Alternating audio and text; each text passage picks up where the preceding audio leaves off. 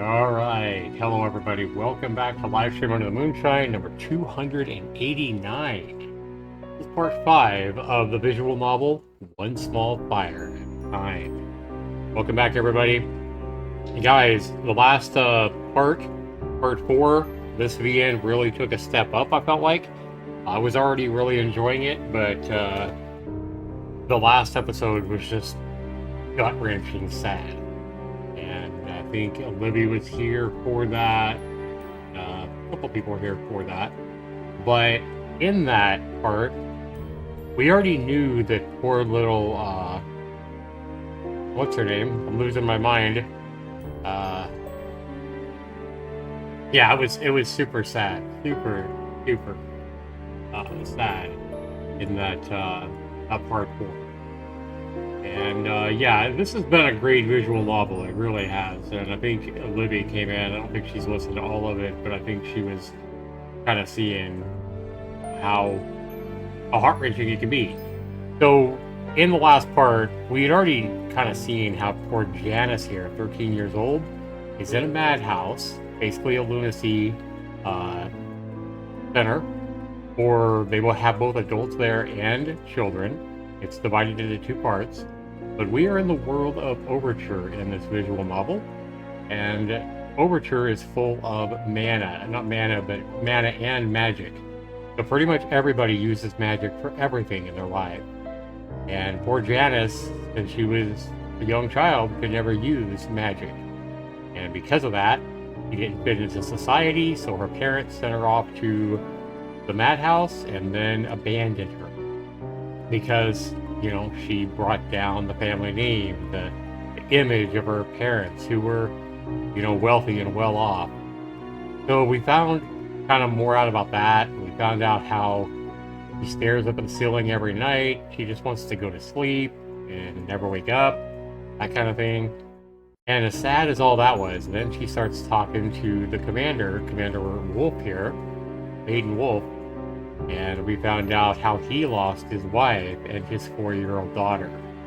And that was heartbreaking as well. If you want to find out more about that, I highly encourage you to go back and play this from the start or watch part 4 to catch up on that. But he lost his wife to a baddie, and the baddie killed his wife and then killed his 4-year-old girl with a magical wind spell. And even Janice said, well, what happened to him? And Commander Wolf just said, let's just say, I'm not going to save you the details, let's just say that it's the most horrible thing I've ever done in my life. And he's not proud of it. So he lost his wife, he lost his 4-year-old daughter, but he said to Janice that Janice reminded him of his daughter. And he also said that he didn't care, you know, or he said if his daughter was still alive, he would be her age, 13 now. And that if she couldn't, you know, cast magic spells, he would still love her unconditionally, and he wouldn't care.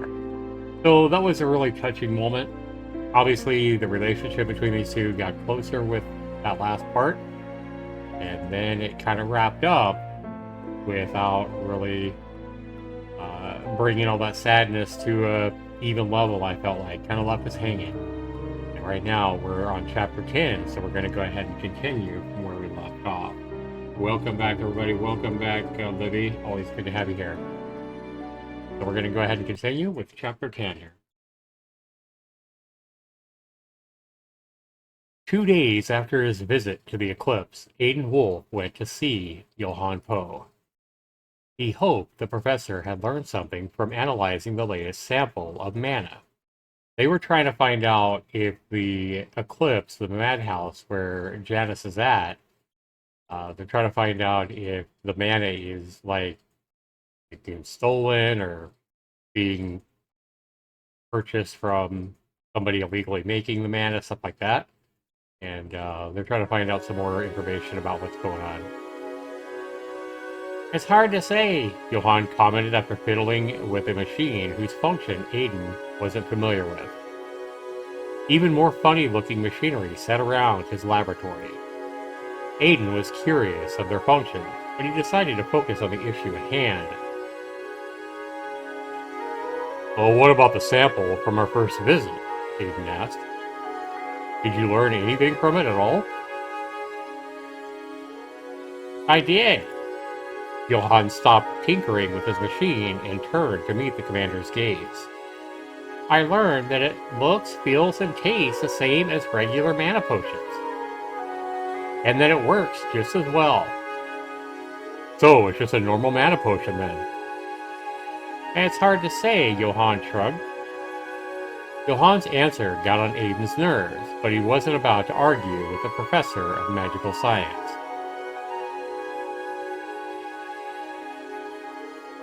Will you be able to learn anything this time? The professor didn't answer right away. He threw Aiden a rather cryptic glance that Aiden loosely interpreted as, who knows? He almost expected Johann to say exactly that, but instead the professor replied, I'll do some more detailed measurements with the latest sample.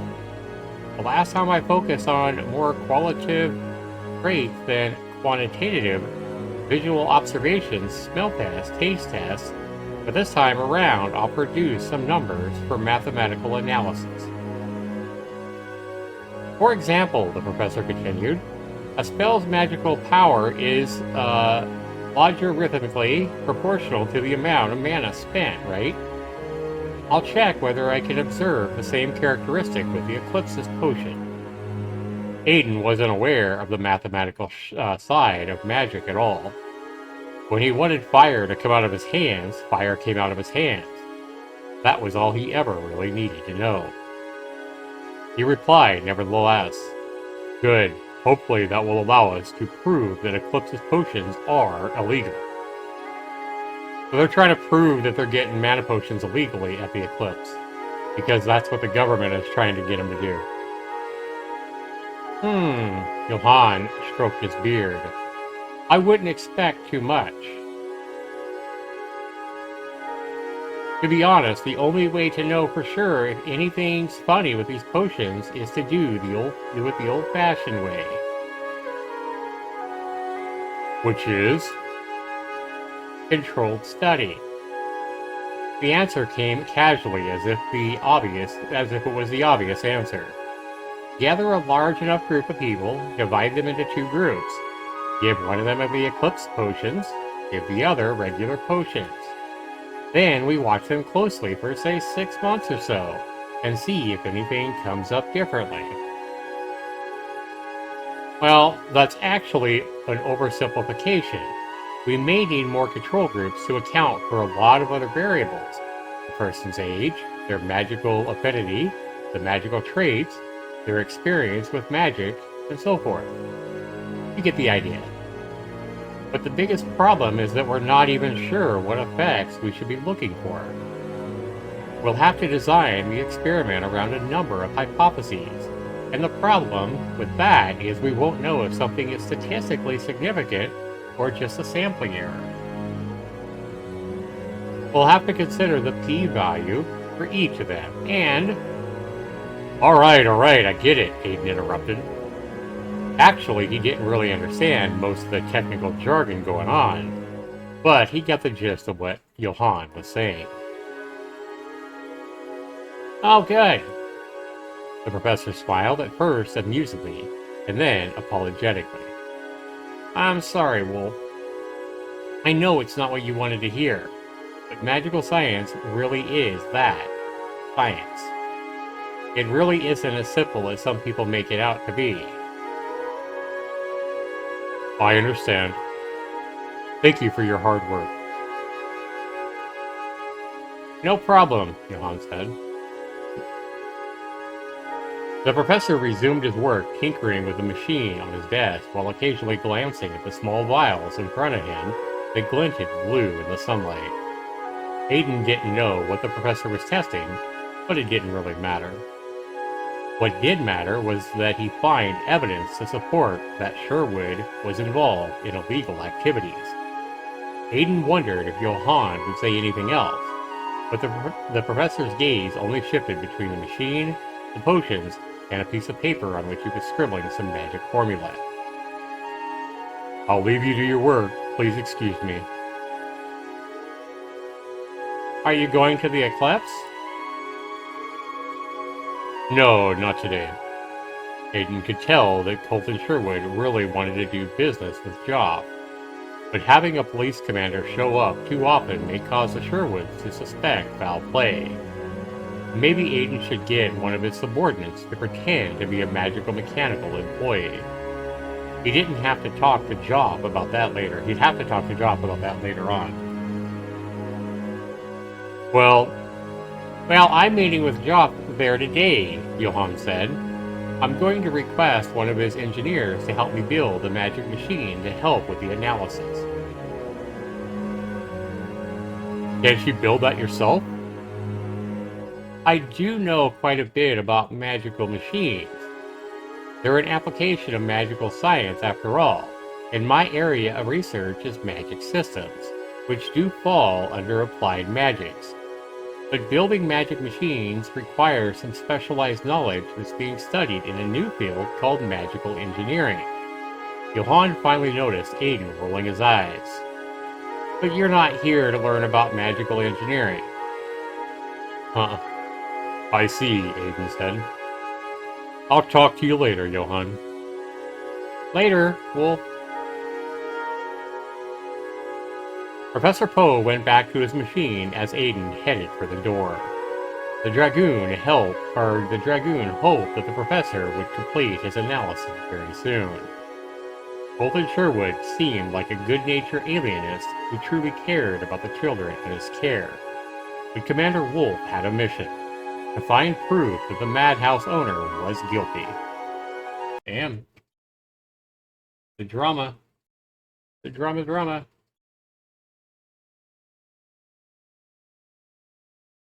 Okay, long pauses. Uh-oh. Candela Carroll woke up with a start when she heard somebody crying. Look at her face. At first, she thought it was Janice. Every once in a while, she'd hear quiet sobs from her room next door. She had never said anything because she wasn't sure how to help her friend. But those cries sounded more distant, so it couldn't be Janice.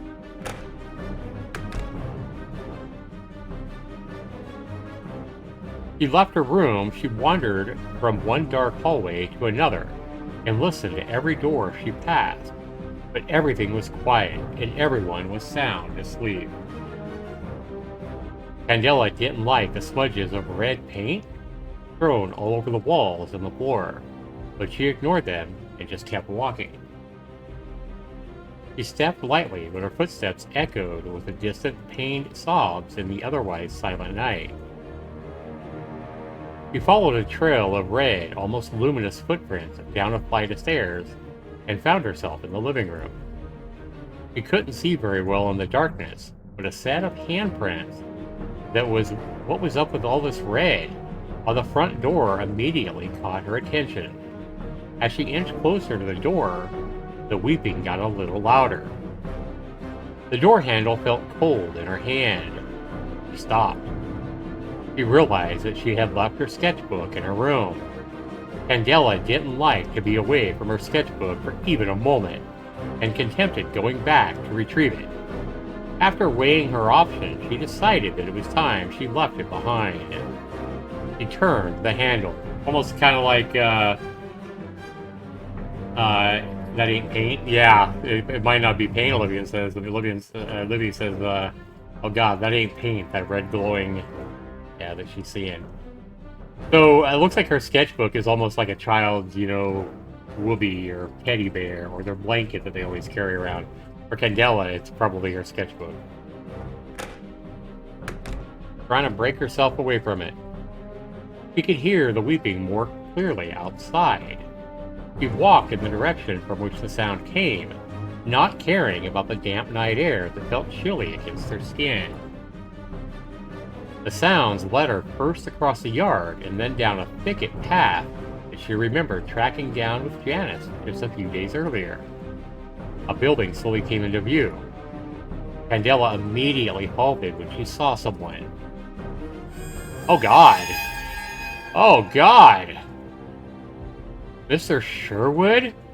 Well, she says, Mr. Sherwood? Candela said once she recognized the person standing before her. A momentarily look of surprise crossed the man's face. Wow.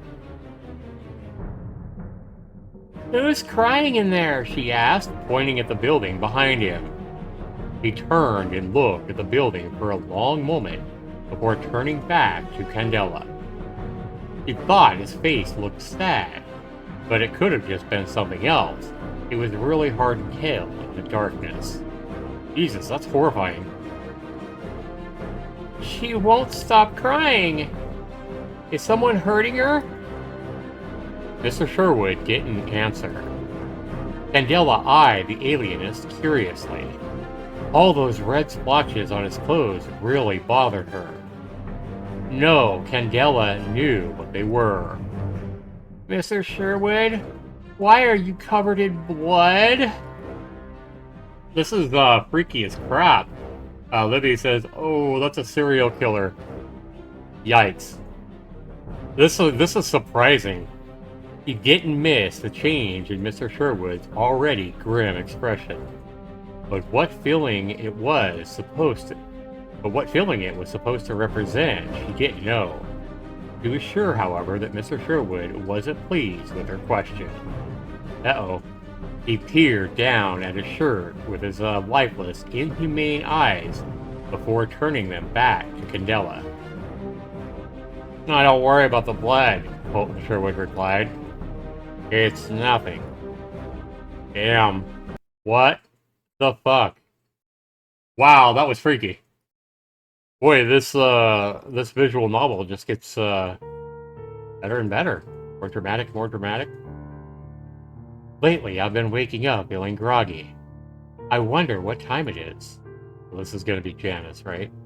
I look out the window and see the sun already up in the eastern blue sky, shining down on some kids playing in the yard now. Usually, Candela would knock on my door a few times as she passed my room on her way downstairs, but I didn't hear anything today. Is she still asleep? Or was I sleeping so soundly that I didn't hear her knock? Well, this ain't good. I know she left her room late last night, probably to use the restroom or something like that. Maybe she overslept because of that. Well, I guess I'll be the one to wake her up for a change. I jump out of bed and leave my room. I walk down the hallway, careful not to bump into a janitor who is busy mopping the floor. Be careful, the floor is still wet. Okay. I pass the janitor and go into a room very similar to my own. Candela? It doesn't take me but a moment to confirm that Candela is not here. As I scan the room, my eyes land on something on her desk. I pick up Candela's sketchbook. Why did she leave this here? She always takes this with her wherever she goes. Yeah, this ain't good. I put it back down and I leave.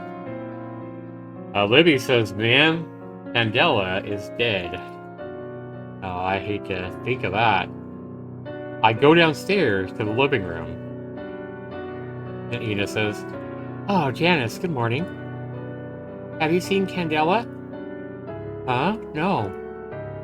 Now that you mention it, she usually gets up pretty early. Is she still sleeping? No, I just checked her room.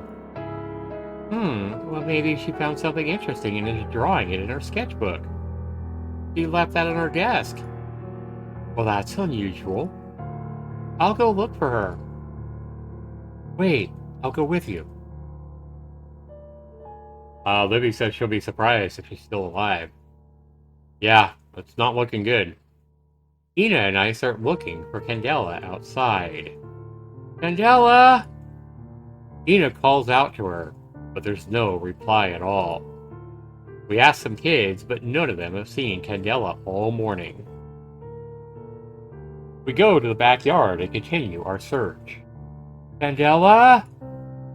I wonder where she went.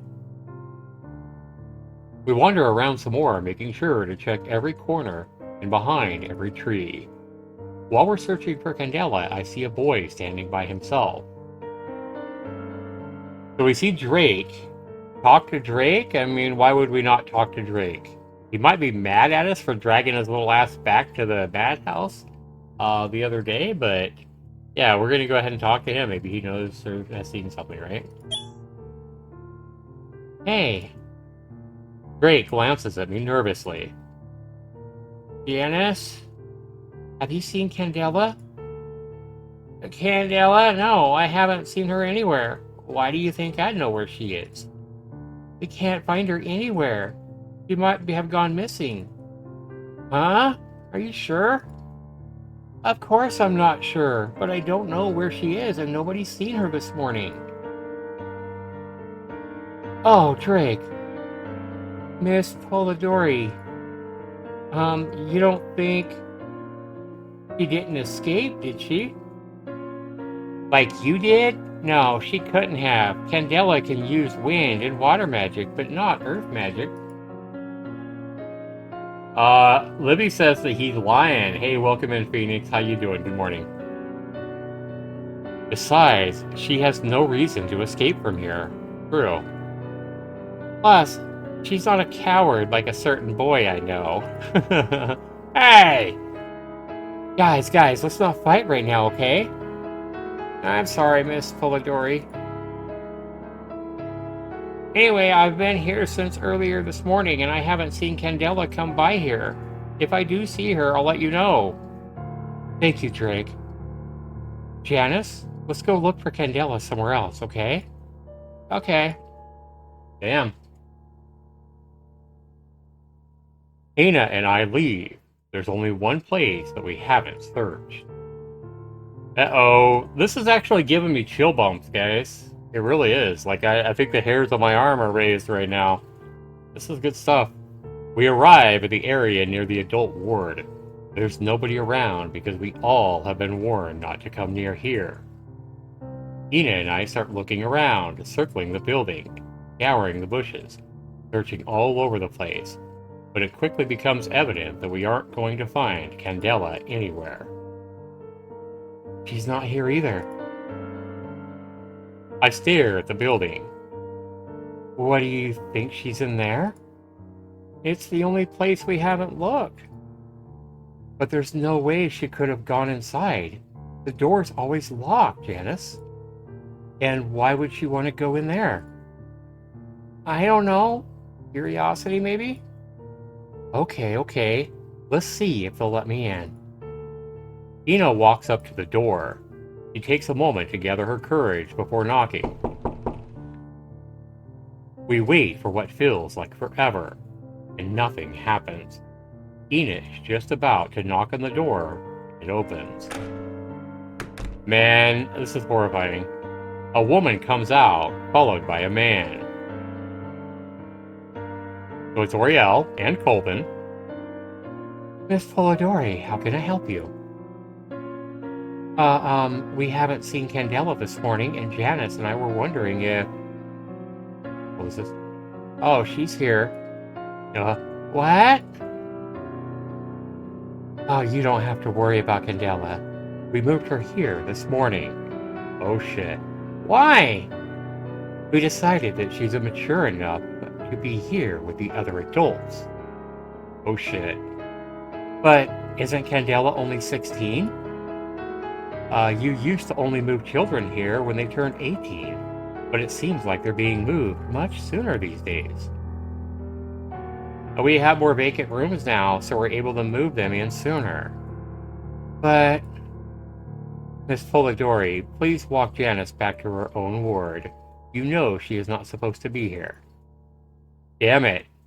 Mr. Sherwood goes back inside. Wait! Royal says, don't worry, Candela is perfectly fine. You should have seen the bright smile she had on her face when she saw Thea. I'll tell her that you stopped by and that you said hi. See you later, Miss Polidori. Take care, Janice. Oh my god, what the fuck? Miss Sherwood follows her husband inside and the door closes. Why? For a while, Ina and I just stare at the door, dumbfounded by what just happened.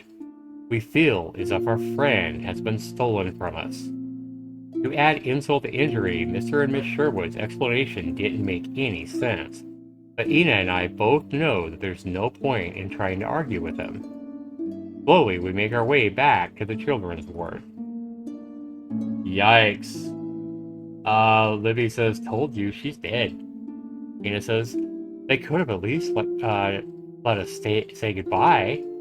Yeah. Oh, we should probably tell Drake about Candela. He's probably still looking for her. Okay. As we're about to head back to where Drake was, I see two people waiting outside the gate. Ina, there's guests. Oh. I follow Ina to the gate. Good morning, Miss Polidori. Little Janice is here too. Good morning. Good morning, Professor Poe. Good morning, Jop.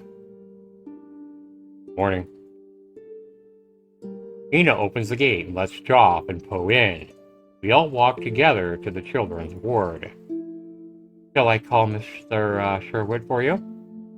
No, that won't be necessary. Poe and I were just in the neighborhood and thought we'd stop by. I see. We stop in front of the house. Would you like to wait inside, or... here is fine. Ladies, is it just me, or are you two feeling down? Well... They moved Candela. And he's like, Candela? The girl they always carried a sketchbook with her.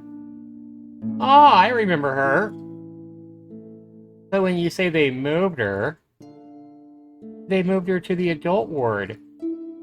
Oh, I see. We're going to the backyard. Please excuse us. Can we come with you? We'd love to look around. Sure. Ina tells Drake everything. Mr. and Miss Sherwood told us. We tell Drake everything Mr. and Miss Sherwood told us. And that's what happened. What? I can't believe it. Why did they move her so soon? That's what we'd like to know, too.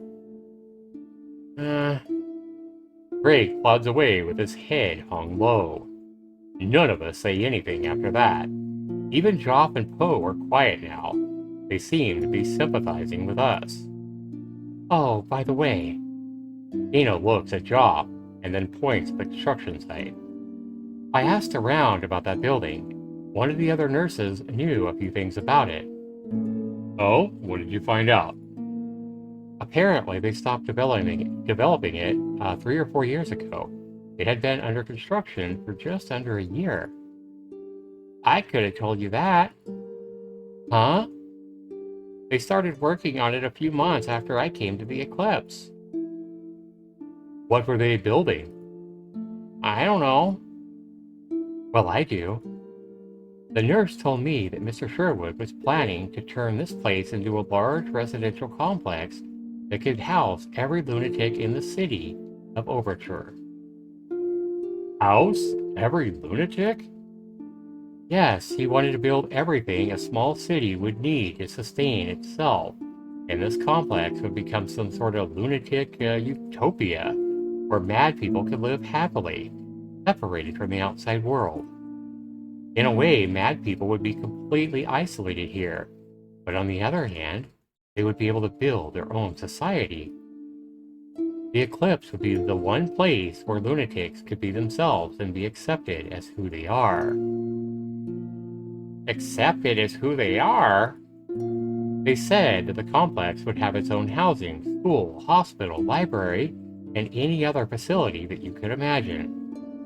And that building was going to house all of that stuff. A shelter, huh? What? Oh, never mind. I was just reminded of something. But that is quite an ambitious project. You'd be building the equivalent of a small town in one giant building. Yes, I was surprised when I heard that too. Not just a madhouse, but a mad town. So that's why he built this madhouse on such a massive plot of land. Why did he halt the construction, do you know? I don't know that. A lunatic utopia. Mr. Sherwood sure has some strange ideas. I wonder if I'd enjoy living in a place like that. Ina, Jopp, and Poe continue to discuss Mr. Sherwood's mega project, but I got lost and stopped paying attention. Before I realize it, I'm already walking away. Oh boy. Now that Candela isn't here and Drake has stopped picking on me, I'm left with nothing to do at all. I really don't get along with any of the other inmates here. I drag my feet upstairs and walk down the deserted hallway. I realize I've passed my room, so I stop. I find myself standing in front of the door, hesitating for a moment before opening it. Going back in Candela's room, I go in and sit on Candela's bed, or what used to be Candela's bed. I wonder what she's doing right now. She's probably listening to one of Thea's sermons, even though she loses interest halfway through it. I let my back fall onto her bed. Well, if she gets bored, there's always her sketchbook. Candela loves drawing in her sketchbook. As long as she has that, she'll be fine anywhere. Wait. I hop off the bed and look at Candela's desk. I walk over to it and pick up Candela's sketchbook. That idiot left it here. Why didn't she bring the sketchbook with her? Did she forget it? Was she moved so suddenly that she didn't even have the opportunity to get her sketchbook? Uh-oh. Now Janice is putting two and two together. I imagine Candela frantically looking for her sketchbook everywhere. When she realizes she no longer has it, she'll probably be really sad. Bring the sketchbook to Candela or leave the sketchbook here. Well, I mean, look, it seems pretty obvious what we want to do here, right? But should we? That's the question. Should we actually take it to Candela? I mean, that's the desirable choice that I think most people are going to choose, right? I'm just wondering if it's the right choice. Should we be patient? I don't know.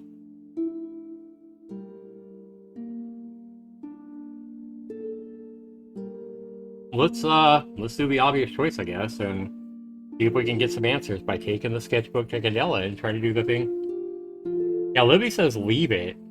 Leave it? I think I'm gonna go with take it to Candela because I feel like that's the more plausible thing that Janice would do. I mean, let's be real, I want to do that anyway, but I think that Janice would really want to help her friend out and try to take it to Candela. I feel like if you bring it, they're going to trash it. I don't think she's alive. Yeah, you're probably right.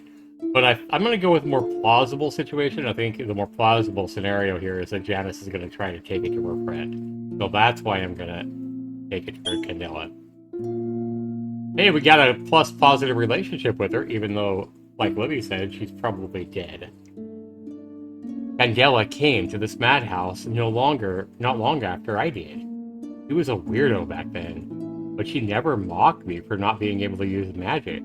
So naturally, I always ended up near her. While it was difficult to understand what she was saying a lot of the time, I started to enjoy being around her. Libby says if we think from Janice's perspective, she would bring it. Yeah, that's kind of why I chose it. When I did understand her, she would randomly lose interest in our conversations. Yeah, I just didn't think it would be very plausible for in Janice's situation to leave it there and not want to take it to her friend. But it was still more fun than talking to any of the other kids.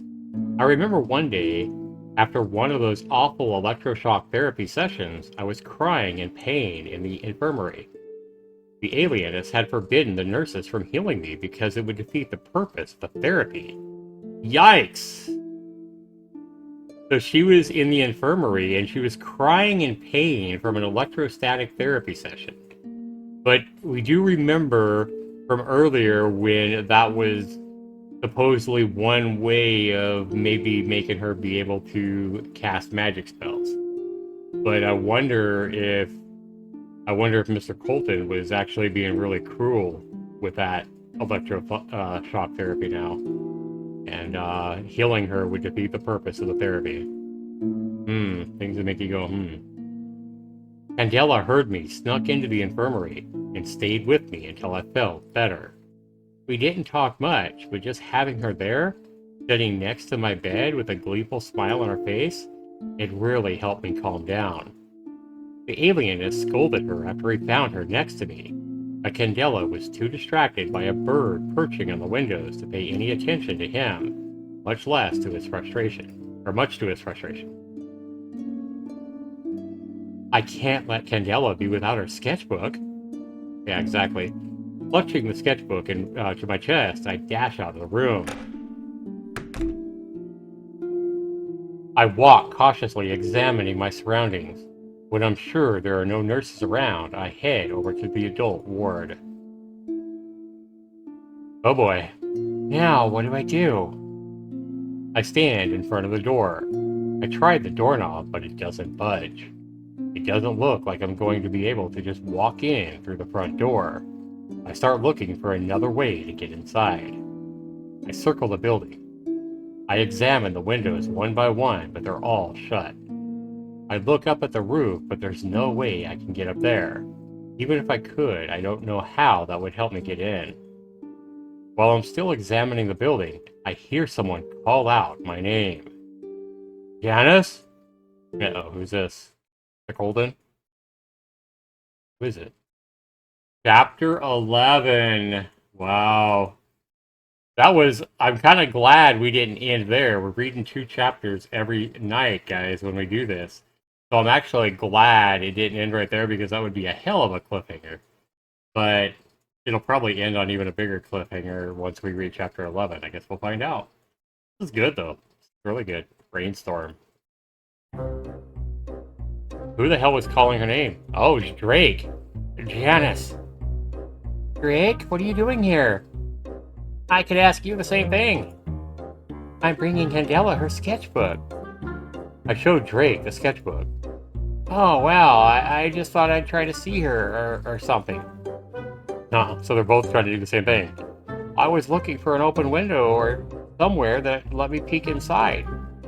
Janice is doing the same thing. But there's nothing. We can't see Candela anymore. Drake. What? You like Candela, don't you? What? No. What makes you think that? He totally does. So, there's no way to get inside, huh? If Drake already searched for a way in and found nothing, there's no point in me doing it over again. I just wanted to say goodbye, as a friend. It doesn't mean anything. I turn around and start to retrace my steps. Hey, listen to me. It's not like that, okay? I stop in front of the building and stare at the door. Don't you dare start any rumors or anything, you hear me? It looks like this is the only way to get in. Janice, are you listening to me? I turn to look at Drake's flushed face. What? Don't look at me like that. I said I don't like her. Let's just use your magic, okay? No, I said, huh? We'll make a copy of the door key with your magic. What are you talking about? I can't do that. There aren't any magic spells like that. Don't worry, I'll show you one. You what? You can't even use magic. Just listen to me. We're doing this for Candela, okay? Fine, teach me. Remember what happened when one of your little flunkies used a rock to attack me? It happened pretty quickly, but what happened was that a bunch of dirt or something materialized, and then it gravitated toward the center, formed a shape, and finally it hardened. Is that the process? Yeah, something like that. Can you control the hardness of the rock? Not very precisely, but yeah, I can make my rock hard or make it soft. I can make my rocks hard or soft. No comment. What is it? What are you looking at me funny for? You can make your rock hard or soft? Really? Magic! I was talking about magic! She said the same thing! That's so funny. Oh my god. And he's like, no, not that! Magic! That's funny. Drake's face turns an even deeper shade of red now. Okay, whatever. You have a key with you? I have my bedroom key. Drake produces his key from one of his pockets. I want you to summon a rock around that key, like completely surround it and enclose it with a rock. But you need to make a rock a little soft. Make it hard enough to maintain its shape, but we need to be able to easily split it and free the key. Okay, no, he's not saying that, she is. But you need to make the rock a little soft, Drake. Make it hard enough to maintain its shape, but we need to be able to easily split it and free the key. Think you can do that? Yeah, I think so. Good. Drake fixates his eyes on the bedroom key in his hand, and after a few breaths, he tosses it in the air and swiftly casts a spell. A small cloud of dust forms around the key and compacts itself into a brick. I catch it as it falls. Alright, now what?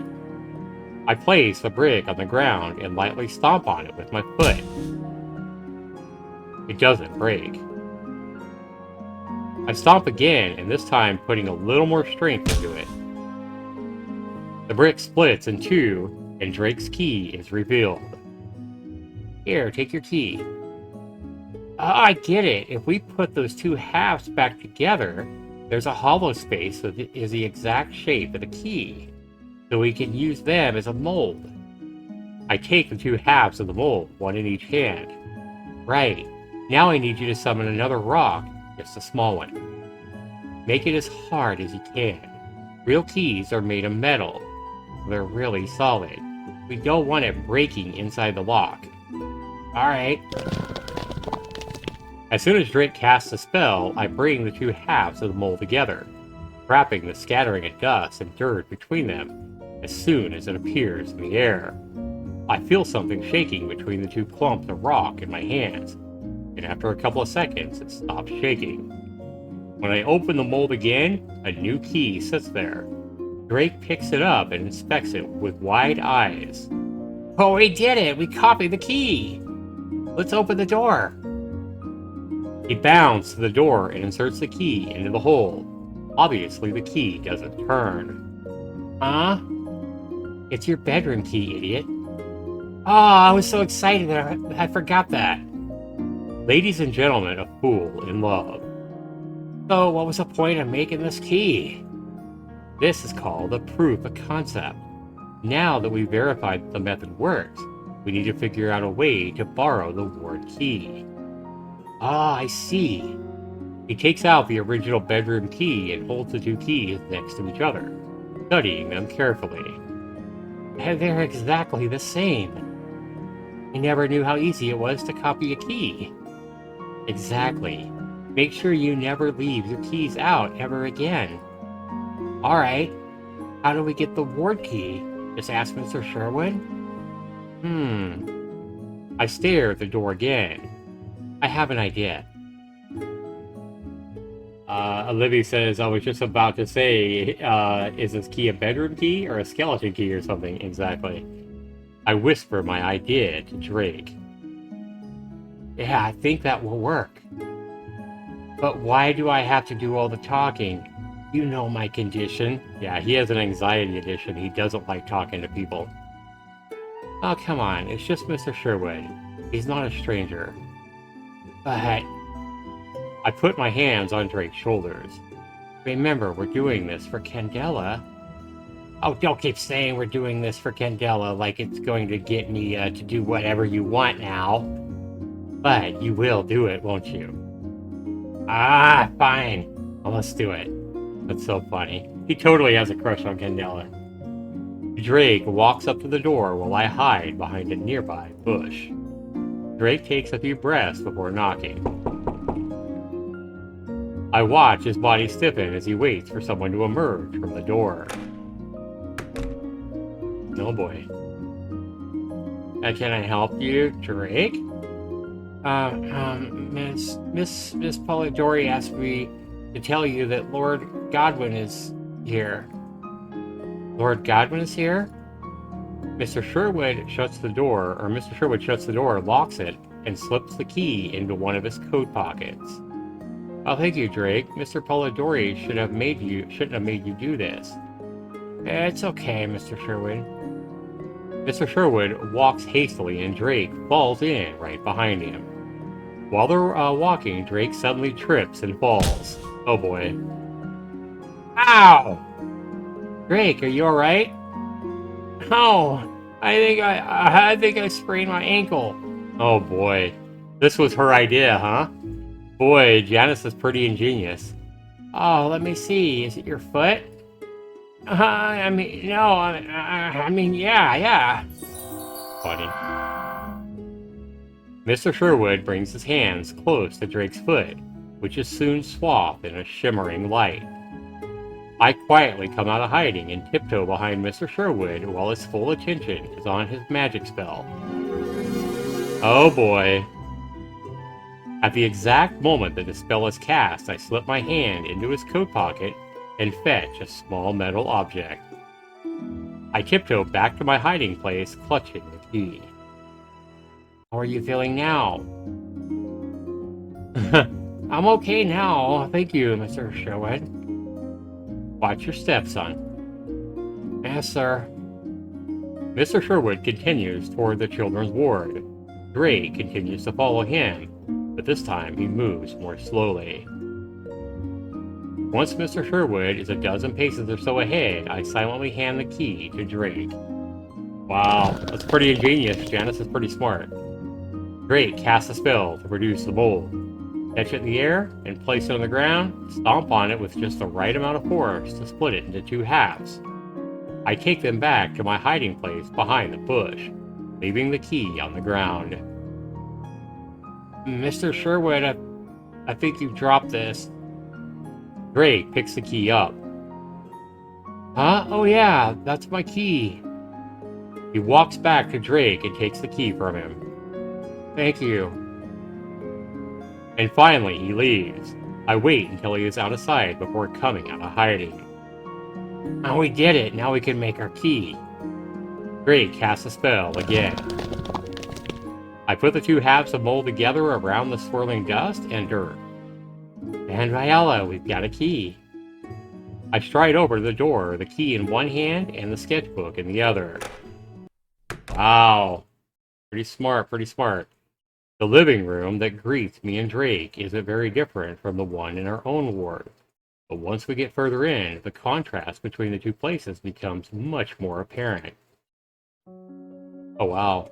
We arrive at a long hallway with wooden doors lining both sides. Suddenly using the word inmate to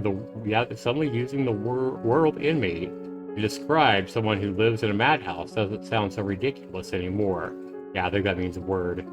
Somehow using the word inmate to describe someone who lives in a madhouse doesn't sound so ridiculous anymore. What's with this place? I wouldn't want to live here. Some inmates stand in the hallway while others walk around aimlessly. Some of them seem to be a little older than Candela, while some are around Ina's age, while a few look even older than that. Libby says, so is this like a massive insane asylum? Yeah, the Eclipse here is it's a an insane asylum. In this world of Overture, the city of Overture is where they send all the people that are either misfits or that can't do well in society or whatever. So it's not only for the people that are lunatics, it's for people that really doesn't fit in with society. Kind of like Candela and the anxiety with Drake and with Janice, the fact that she can't fit into society because she can't cast any magic spells and her parents dropped her off there as just a way to get rid of her. So there's a few different reasons why people are put here. Drake stays close behind me. He must be feeling anxious around all these strangers. Damn. A man wearing a pair of pajamas stares at us. His hair is unkempt, and his puffy eyes make him look like he hasn't slept in days. First time I've seen you two. Did you die recently? Huh? Man, you're not ghosts? Sorry, it's really hard to tell. He scuffles away. Drake and I gawk at each other before we continue to walk down the long hallway, looking for Candela. A loud gasp stops us. We turn to see a woman whose wide eyes nearly pop out of her pale face. No, please don't kill me. Please don't kill me. Please don't kill me. Please don't kill me. Please don't kill me. Please don't kill me. Please don't kill me. Please don't kill me. 100 times. The woman backs away and plops down against the door. She hugs her knees, trying to make herself as small as she possibly can, and she continues to repeat, please don't kill me, over and over again, like some sort of incantation. Drake and I decide to just ignore her. There's something really wrong with all these people here. We're all lunatics. There's something wrong with all of us. Yeah, you're right. We continue walking. Janice? Drake Perrault? A young girl's voice halts my steps, and I turn around. Thea! It's the self-proclaimed goddess, Thea Leoni. Were you moved here, too? No, we're just here to see Candela. Yes, Candela Carroll came here this morning. You met her? Do you know where she is? I know everything, my child. Come with me. I will take you to Candela Carroll. Thea starts walking. Why'd they move Candela so suddenly?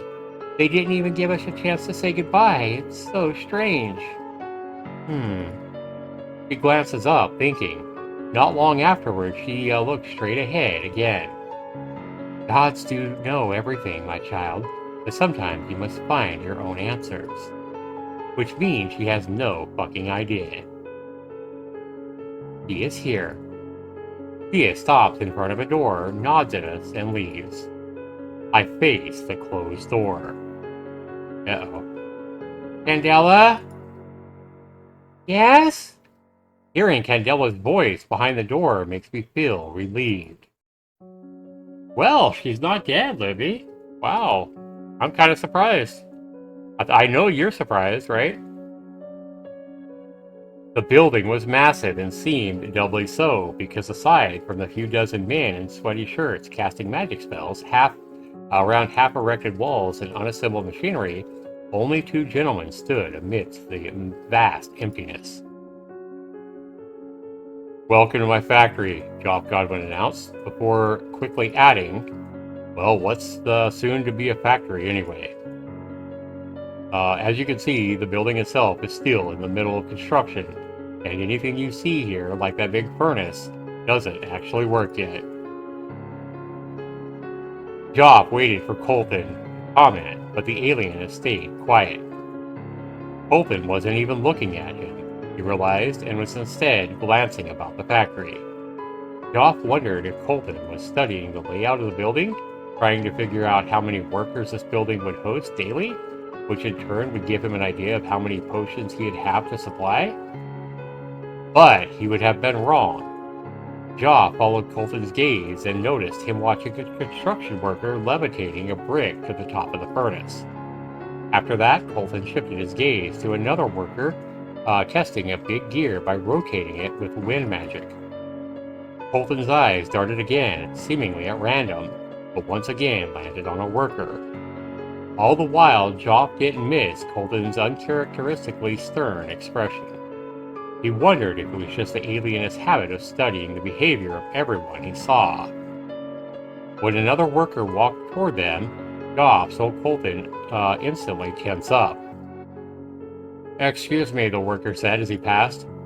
Colton silently made way for him, but his cold gaze never left the worker's back until he was at least a dozen paces away. Well, that's very odd. Colton, Joff called out to his guest.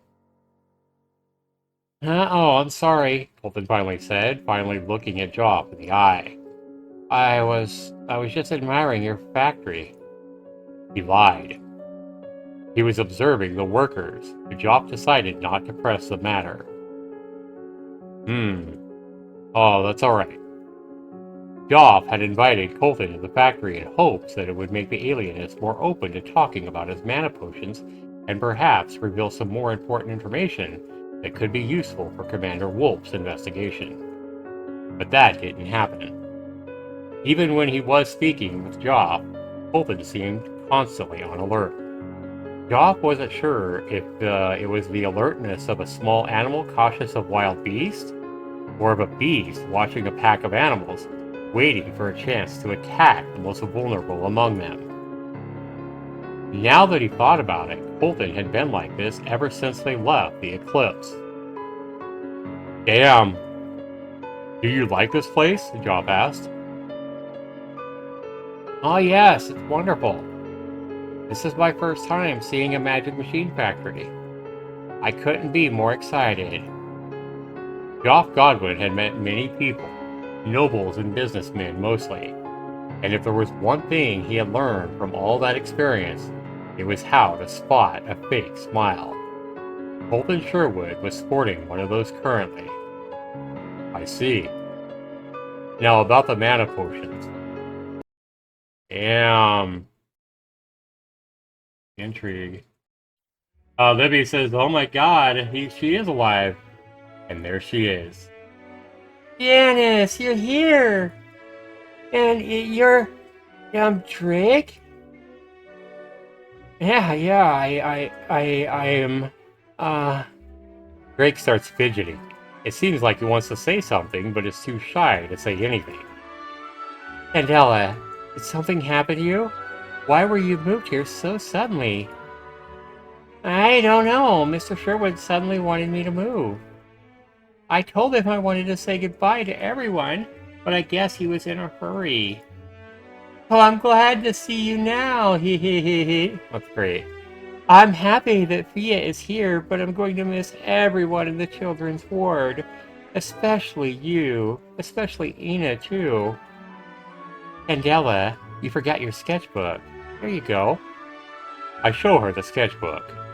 Oh! But Candela only stares at the sketchbook while cocking her head. Candela? I didn't forget. I left it in my old room. Huh? Janice, you can keep it. It was your birthday just the other day, right? I'm giving you my sketchbook as a birthday present to you. Ha ha ha ha. Why? Why don't you want your sketchbook, Candela? I don't think I'll be able to continue drawing here. Oh, that's sad. What?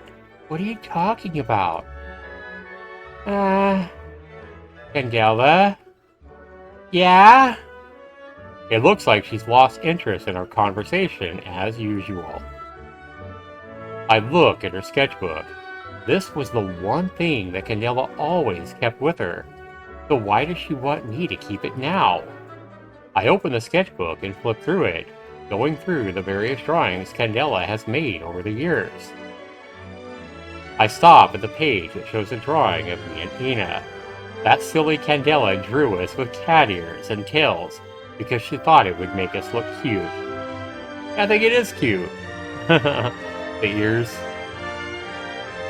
Well, I guess I have to admit that we do look pretty cute. I continue to flip through the pages. Suddenly, I stop at a page that is unlike all the others. Yikes.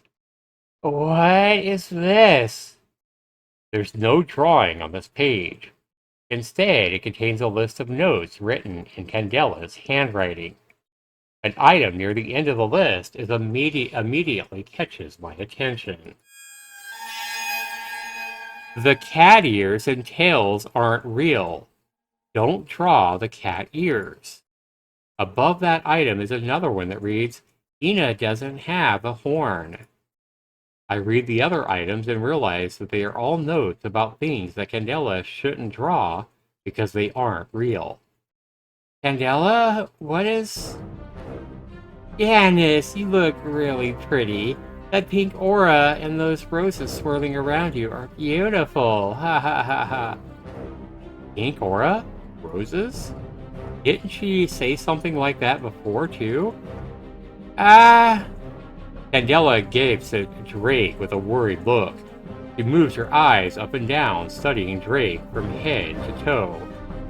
What is it? Drake, are you hurt? Huh? No. And why are you covered in blood? What the fuck? What the fuck? She's seeing him covered in blood? What? I look at Drake. He might be sweating, but he is definitely not drenched in blood. So she's seeing shit. She saw Colton covered in blood as well when he wasn't really covered in blood earlier. Oh god, okay. Well, that makes more sense now. Her clothes. There's patches of blood all over them, Drake. I don't understand what you're saying. There's no blood on my clothes. No? So it's another hallucination. I said the same thing to Mr. Sherwood last night. I should apologize to him later. Candela, how long have you been hallucinating? Janice, I think you and Drake should leave now. Huh? What's wrong? I feel like there's something really wrong with me. I don't understand what's happening, but... Janice, I'm so happy to see you. Candela? Ha ha ha ha ha! Janice, run away! I can't control myself! Oh shit!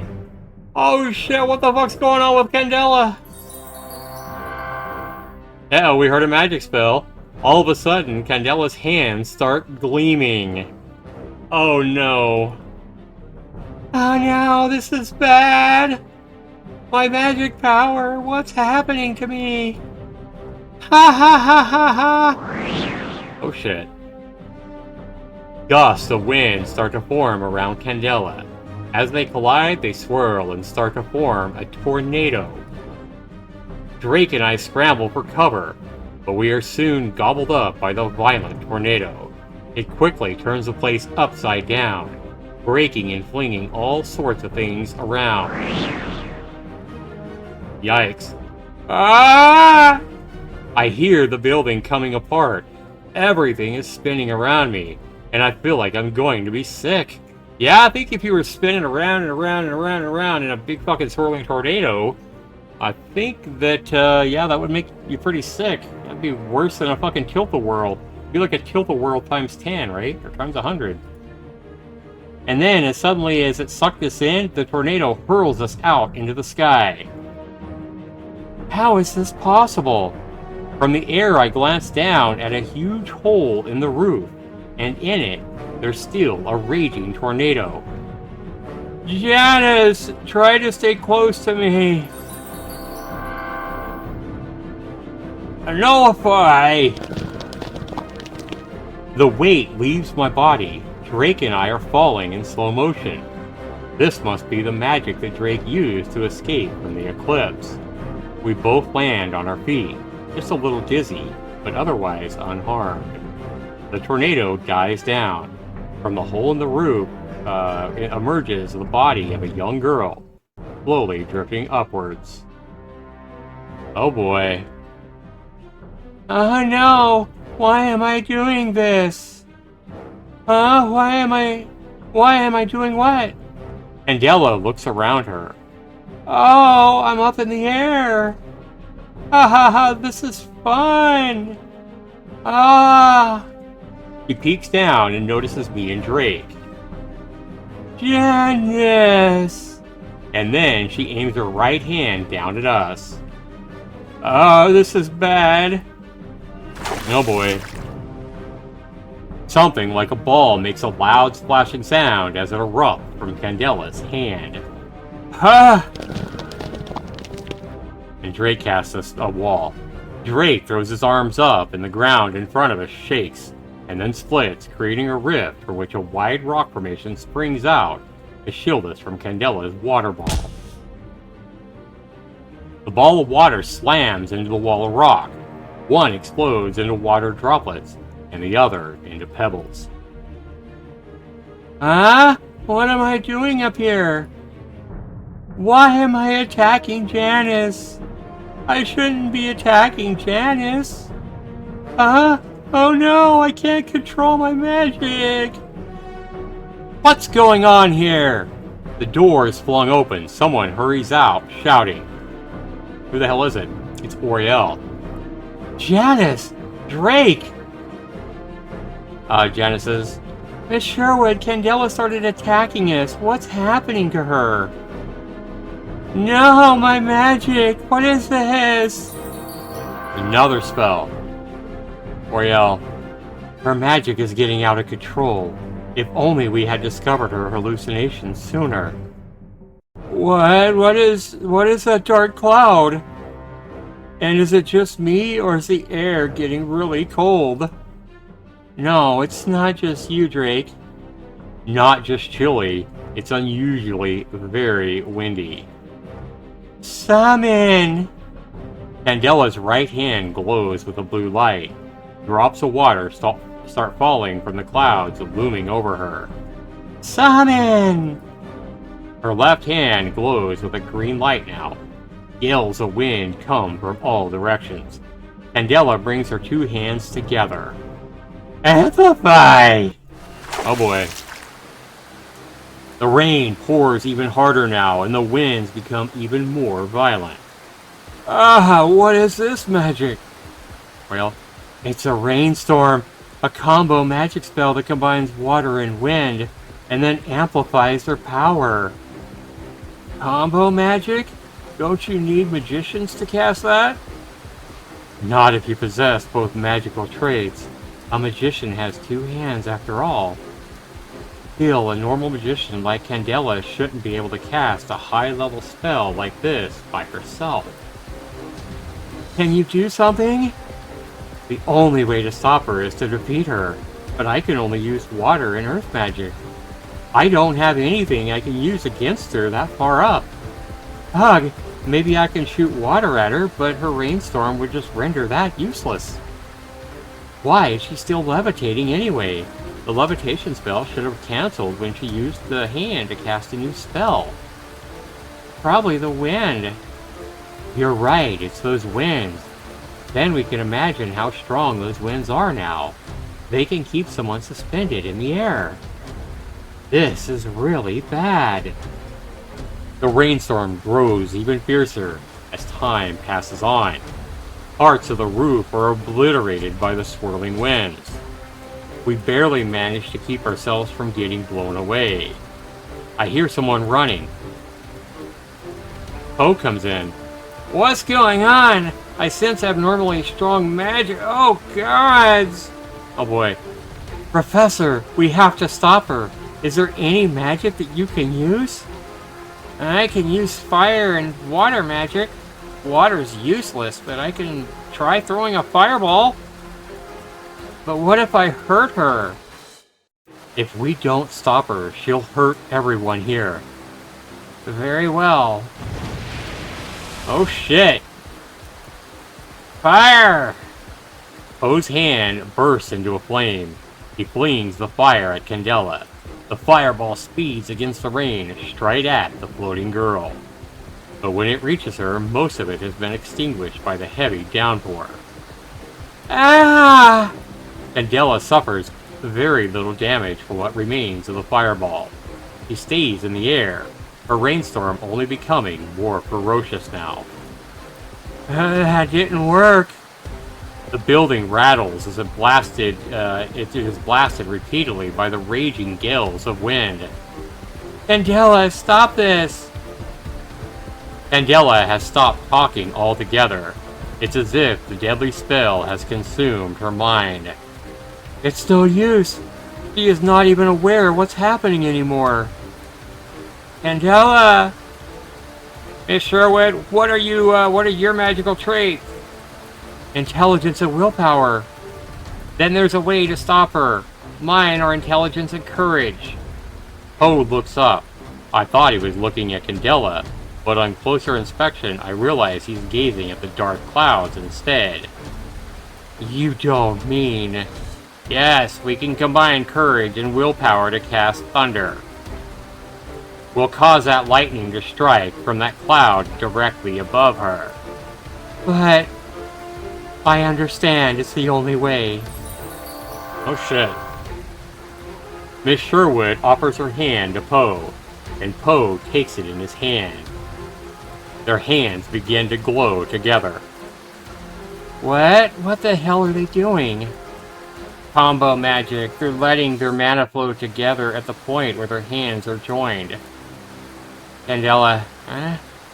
Miss Sherwood, is this really okay? You know how deadly this spell is. We're fighting against her rainstorm. This isn't gonna work if we hold anything back. What? Then don't do that, Janice screams. Yeah, you can't kill Candela. Miss Sherwood lets out a frustrated grunt. She shakes her head. I'm sorry, children. There's no other way. At this rate, she's going to destroy the ward and everyone in it. She's lost her damn mind. Her magic is uncontrollable now, and she'll kill everybody if we don't stop her. No! Drake screams. Stop it! I'll do something! I'll stop Candela! Janice cries. You can't do anything, Janice. I can! Drake, use your magic to lower the gravity. I'll jump at her. What? No, you can't do that, Janice. She's right, little Janice. See those winds? I don't need to tell you what would happen if they blew you away while you have no gravity. I don't care. I'll stop Candela. Are you insane? That's suicide. I am insane. I wouldn't be here if I wasn't. Drake, just do it. But... do it! Drake slowly raises his trembling hand. Oh shit. This is getting tense. Oriel says, Drake, don't! Drake casts his magic. I feel as light as a feather. Professor! They're casting the magic now! I got it. Poe and Oriel say summon. Summon! I get ready to jump, but it's too late.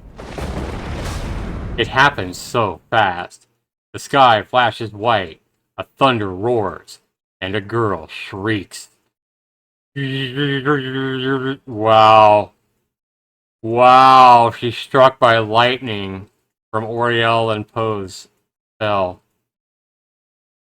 Ah! Candela's body convulses as she lets out a primal scream. Her face twists in pain.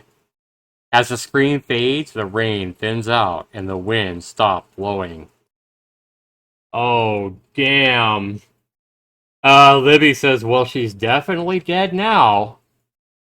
Candela's body falls back to the earth. Candela!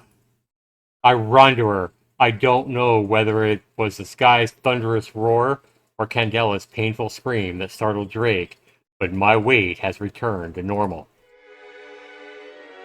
Candela! Candela! She opens her eyes and stares at me. Janice. What just happened? Why am I on your lap? What happened? What happened? Is that you were struck by lightning? No, nothing. Don't worry about it. It's just there was a small accident. Great. Get Ina and Mr. Sherwood. They can use healing magic. Okay. Drake has been staring at Candela in shock, but he slaps his cheeks with both hands and sprints away. Candela, please hang in there. Ina will be here soon. She'll heal you. Damn, if only Commander was here. Ina, I wish I could have seen Ina. I wish I could have seen her too. Janice, please tell her I said goodbye. Oh shit, man. This is gonna be sad.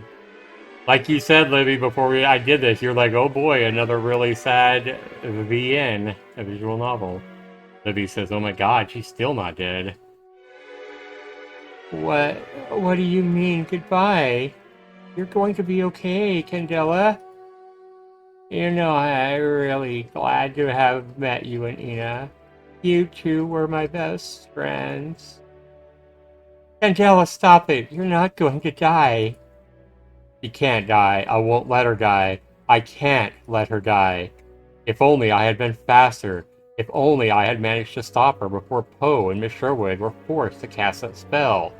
If only I had been able to cast my own spells. Damn it. So now poor Janice is going to feel guilty as well because remember, Janice can't use magic. She never has been able to use magic, but now she's feeling guilty because if only I had been able to cast my own damn spells. Boy. If only, if only, if only. I'm sorry, Candela. I'm sorry I couldn't save you. I'm sorry. Janice, I'm sorry I couldn't help you. Huh? Help me with what? Your madness. No one's been able to teach me magic, Candela. Not that one. Huh? I don't know what you're talking about, but you've done so much for me. You've been an amazing friend. Candela smiles. At first, her smile warms my heart, but then it fills me with dread. What if I never see that smile again? Damn it, where's Ina? Why isn't she here yet? Of course she isn't here yet. Drake just barely left. He's probably running as fast as he can right now. Stupid me. We should have called Ina while Poe and Oriel were fighting. What can I do now? How can I save Candela? I'm just gonna sit here and watch my friend die? I want to do something. I need to do something. But I'm so powerless. Janice. Yeah? Those white wings on your back. Are those real? Oh shit, man. She's hallucinating white wings on Janice's back. Like angel wings. This is so freaking sad. Oh my god, am I the only one that has tears in my eyes right now? Yeah, she's definitely dying. Oh, that's sad. I can feel my eyes welling up. Yep, Janice too. 1,000 emotions are threatening to burst from inside me, but I hold back my tears and answer her with a smile, trying to not let my voice quiver at all. Yes, Candela, they're real. He tells her that they are real. Wow. He gives in to her hallucinations. Oh, Janice, they're beautiful. Yep, Libby says she's been a trooper, that's for sure. Candela Carroll closes her eyes. A beautiful smile forever etched on her face. No one can take that smile away from her. She does look really pretty right there. Damn. That's so fucking sad. That is so sad. Oh, man. Wow. Yep. That definitely got my heart for sure. Poor Candela. Poor Candela. Her hallucinations got the best of her, and I don't know where the hell all that crazy magic came from because we've never seen it in this visual novel yet. We haven't seen her casting any kind of spells or anything like that, so that was unexpected to say the least. And her own hallucinations and her own crazy magic got out of control. Wow, that came out of left field. Yeah, we were thinking for a minute because we were taking the point of view of Candela, who was seeing the hallucinations. She saw the hallucinations of Colton all covered in blood.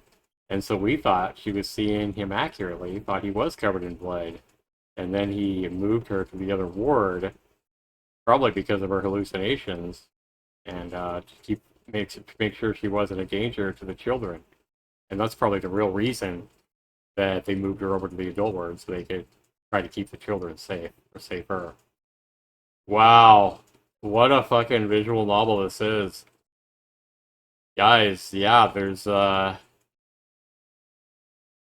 two more. It looks like there's two more parts of this. We got chapter 12 and 13 in the next one, which will be part 6. And then we have chapter 14 and 15, which will be the final part 7. So 2 more live stream under the Moonshines to finish this visual novel out, it looks like, guys. This has been really good. I'm really enjoying this visual novel. Livy, you're still here. How are you enjoying this? I know you came in kind of in the middle of this visual novel, but how are you enjoying this one?